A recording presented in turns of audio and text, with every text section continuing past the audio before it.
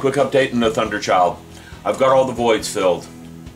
I have also taken and put a few tiny white styrene pieces around the outer edge to replace detail that was missing on a couple of sides.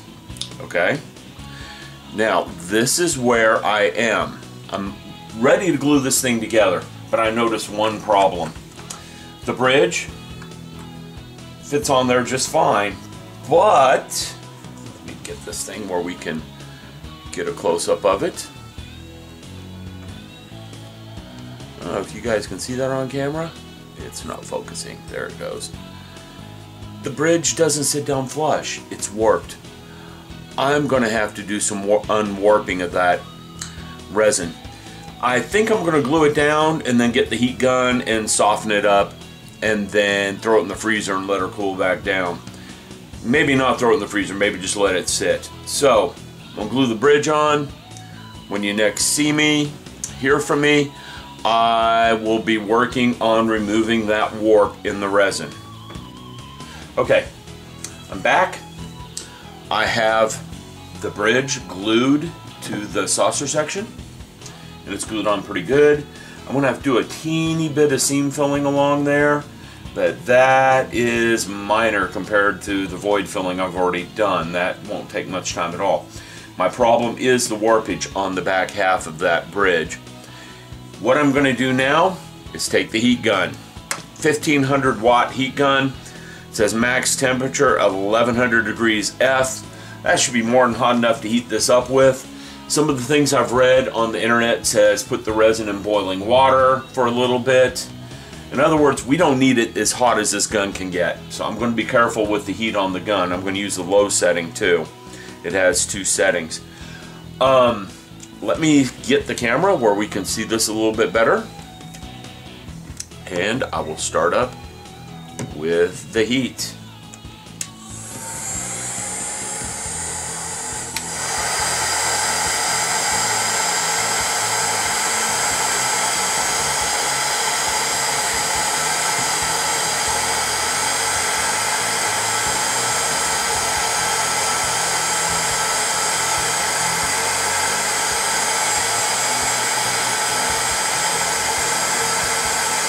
I can actually see one side of this conforming to the surface of the model as I do this. I don't know if you guys can see that on camera. No, because I pulled her off camera a little. Whoa! She's smoking. I got her a little too hot. Let me get a piece of paper towel and push her down now so I don't burn my fingers. Piece of paper towel here.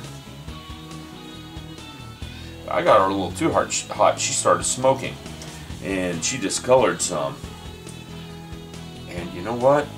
That is not... Ooh, it is hot. That is not settling down to the size the way I want. It's going to have to be held that way. That does not make me very happy. And I got her so hot she started smoking a little. But the end result is, I don't know if you can see that on camera. Yep. It is now laying down flush with the hole. That is what I wanted. So, applying a little bit of heat. Let me keep the pressure on because it comes up a little bit while she cools off. So applying a little bit of heat does take the warp out of resin. I'll be back with a further update in a minute. Okay, I'm back. Now, this thing is cooled off, and I'm going to pull it up closer to the camera so you can see it. You can see that that got it to lay down nice and flush with the surface. There's a little discoloring because I used a little too much heat on it, but that's fine. One thing to keep in mind, models are built with 2 different types of plastic. We have what's called thermal sets. A thermal set plastic, a good example of that is styrene. Okay? You use heat to set the shape of the plastic. That's why it's called a thermal set. Another example of that is PVC. Now, this model is made out of resin. Resin is not a thermal set plastic, it's a 2-parter. I don't remember the exact name of it from my material science classes, but I'm going to call it a binary. You need two different chemicals for this plastic to form, a resin and a hardener. Now, the non-thermoset plastics like resins don't melt easily with heat. They will ignite, they will burn, but they don't necessarily melt and change shapes. That's why you can use heat to change the shape of something that's resin, and I would never try that with something that's styrene. I wasn't too worried about melting this piece. I was more worried about it catching on fire because I was using a little too much heat, and when I saw the smoke I was a little concerned there. Just back off the heat and it'll be fine, and it was. I need to fill some seam lines along there to make the bridge look like it's one piece, but other than that, that's on there. It's the way I want it to be. I'm ready to glue the other two pieces together once I get the seam lines on this done. One more thing I wanted to talk about. Paint. The warp engines. Let me zoom in a tiny bit here. This area right here on the warp engine is supposed to be a glowing blue. This area across the front right here is red. Okay? Base coat on this is going to be gray, and then it's a shade of white, if I remember correctly. I'll have to look at the color calls. What I don't think will work is painting this just blue and painting this just red. So what I did is I took a piece of sprue. I keep my sprues laying around for just this sort of thing so I can experiment on them. And I painted parts of it silver, and I painted parts of it red and blue. I also used Tamiya Clear for the red and blue. The parts that I painted red and blue without the silver here, I gotta quit playing with this camera. They don't look too good. Right along here is the blue, right here's the red. It doesn't look too good.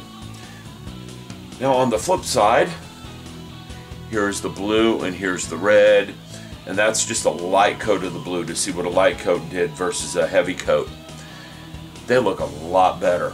So what I'm going to end up doing on this model is I'm going to put down a base coat of silver on the areas I'm going to paint red and blue, and then I'm going to put down coats of red and blue using the Tamiya Clear paints so that I get nice, good colors. Again, with the gray as a base, it's too dark for me. Now, I might also put some white on here when I'm brushing this thing and see how I like how that comes up. And this is going to teach me. Paint wasn't 100% dry when I picked it up, so I got some on my fingers. But that's okay. It's Tamiya Clear, a little bit of alcohol, that's going to come right up. Alright, that's it for this update. Next time you see her, those seams will be filled and she'll be glued together. I'm going to be working on putting on a base coat of paint. Thank you.